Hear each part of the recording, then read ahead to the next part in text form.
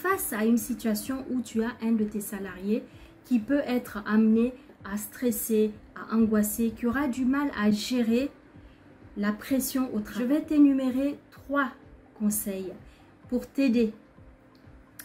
Premier conseil, première astuce, il faut déjà que tu élimines la stigmatisation. Tu es le responsable, le manager, donc tu vas vers ton salarié ou vers même toute ton équipe tout en évitant de stigmatiser telle ou telle personne. Il faut vraiment éliminer la stigmatisation. Il ne faut pas pointer le doigt la personne responsable du travail pas fini.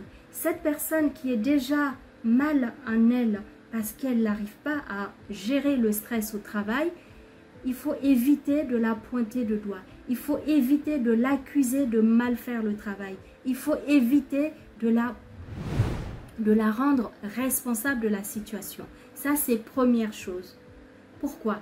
Parce que le fait de l'écouter, de prendre en charge le problème, de se positionner en tant que leader responsable de l'entreprise, tu soutiens le collaborateur qui est en pression, qui se sent en stress, qui est anxieux. Il va se sentir pas seul. Il sentira que en tant que chef d'entreprise, tu es là, tu prends tes responsabilités et tu vas l'accompagner et l'aider à sortir de cette situation d'anxiété. Lorsque vous avez un client qui se plaint de votre prestation, je vais prendre l'exemple, si vous permettez, d'un client qui reçoit sa facture de prestation. Il la conteste pour je ne sais quelle raison, en tout cas il n'est pas content. Il estime qu'il a été abusé, il a été facturé, il a été trop facturé. C'est un exemple que je prends. Ça peut être un conseil, ça peut être une autre prestation. Là, je vous prends l'exemple de la facture que reçoit votre client. Le client vous appelle, pas content du tout.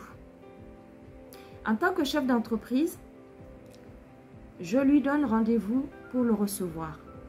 Lors de l'entretien, notez bien mes entrepreneurs, lors de l'entretien, il est important d'appliquer ces 3 conseils. Premier conseil, écoutez bien le client. Laissez le client parler. Laissez le client expliquer la raison de son insatisfaction. Écoutez bien. Donc vraiment, première astuce, l'écoute de l'autre. Bien évidemment, vous l'écoutez une fois que vous l'aurez bien reçu, bien accueilli, bien installé. Ok, il est en condition. Vous pouvez même lui proposer un café, un verre d'eau, selon la situation. Vous l'accueillez, ça c'est le b.a.-ba. Bien accueillir son client. Mais ça ne fait pas partie des 3 conseils dont je parle aujourd'hui. Vous l'écoutez. L'écoute est très importante. Pourquoi? Cela va permettre au client non seulement de s'exprimer, de se sentir respecté. Vous lui donnez la parole. C'est très important de donner la parole à l'autre lorsque vous sentez que l'autre a besoin de parler et de se faire comprendre. L'écouter, pourquoi? C'est aussi une marque de respect. Conseil, c'est celui d'être attentif. Tu es chef d'entreprise, sois attentif, sois attentionné envers ce collaborateur anxieux. Cela veut dire quoi? Cela veut dire que tu vas être à l'écoute. C'est très important. Tu donnes la parole à ton collaborateur. Pourquoi? Grâce à cet exercice, tu vas l'amener à mieux s'expliquer, à mieux sortir, mettre des mots sur ce qui l'angoisse, ce qui le stresse et énumérer les points sur lesquels il a du mal. Pourquoi il est anxieux sur le lieu de travail? Qu'est-ce qui se passe? Pourquoi il a du mal? Le fait d'être attentionné, attentif va lui permettre d'extérioriser avec des mots ce qui ne va pas. Et ça, c'est un très bon point. Pour toi, chef d'entreprise, cela va te positionner vis-à-vis de ce collaborateur en tant que celui qui est à l'écoute, celui qui est là pour m'aider. Ce n'est pas seulement un chef d'entreprise qui est là pour gagner du chiffre d'affaires, pour avoir la productivité, pour pousser les collaborateurs à travailler encore et encore plus et avoir des résultats. Non, il va te percevoir comme étant ce chef d'entreprise qui est attentionné et à l'écoute. Pour satisfaire un client qui n'est pas content,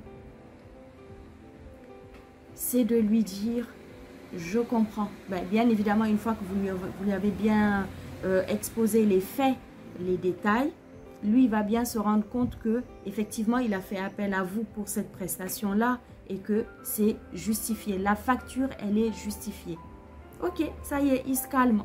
Vous lui donnez raison de manière subtile, parce que s'il n'a pas raison et que vous lui dites qu'il a raison, on rentre dans d'autres complications, dans d'autres difficultés mensongères pratiquement. L'encouragement.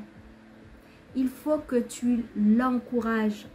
Soyez encourageant envers ce collaborateur anxieux. C'est très important. Ok, j'ai identifié un collaborateur dans mon équipe qui est anxieux, qui a du mal à gérer le stress. Je vais vers ce collaborateur sans pour autant le rendre responsable de la non-productivité du travail. Mais je vais l'écouter. Je vais lui donner de l'attention et à la fin, je vais l'encourager avec des mots, je ne dirais pas gentils parce que nous sommes dans le cadre professionnel.